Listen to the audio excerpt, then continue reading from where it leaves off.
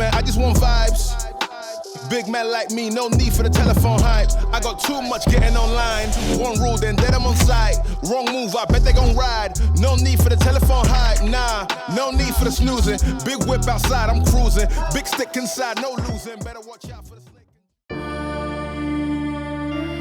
Je devais avoir 26 ans, j'étais jeune œnologue en Bourgogne. C'était un dîner où à la fin du dîner, la personne qui nous a invités est descendue dans sa cave et a remonté un Lambray 1918.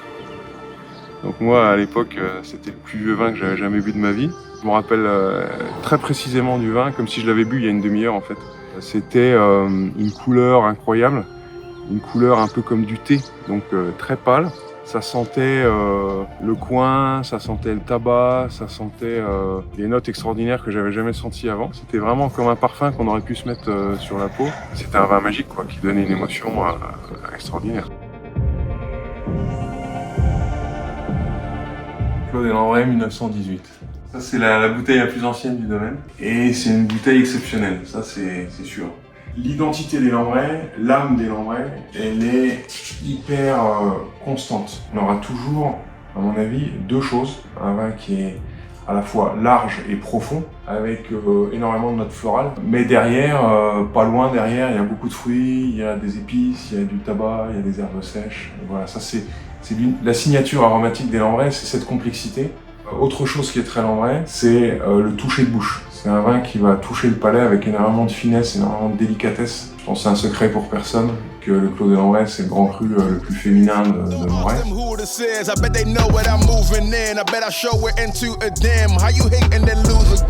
Il y a autre chose qui est très spécifique dans le Clos des Lambray qui le rend différent des autres grands crus. Il suffit de regarder le paysage, de regarder la vigne, et on se rend compte déjà de la forme générale du clos qui est hyper découpée. Mais il y a des endroits, la terre peut être plus foncée, la terre peut être avec des nuances plus rouges. Et donc toute cette diversité naturelle, elle est hyper importante. On a voulu profiter de cette diversité. On a délimité 11 parcelles différentes qui sont travaillées de manière séparée à la vigne. On essaye, je dis pas qu'on y arrive, mais on essaye d'en tirer tout le meilleur, de révéler leur potentiel. Il y a eu un peu une période dorée, une période exceptionnelle. Donc les années 1910, 1920, 1930, 1940. Là, on prend n'importe quel millésime de Lambray, c'est magique quoi, c'est extraordinaire. Et à la moitié de l'équipe, ils prennent pas leur voiture pour venir au travail parce qu'ils habitent dans la rue du domaine, ils habitent dans le village. Il y en a un qui a 35 ans de maison, l'autre qui a 30 ans de maison. Et puis on prend des jeunes, là on a pris quelqu'un qu'on a eu en alternance. Julien, une jeune fille qui s'appelle Charlotte qui va faire un BTS en alternance chez nous. Donc effectivement, il y a ce mélange de générations, cette transmission qui est indispensable, quoi.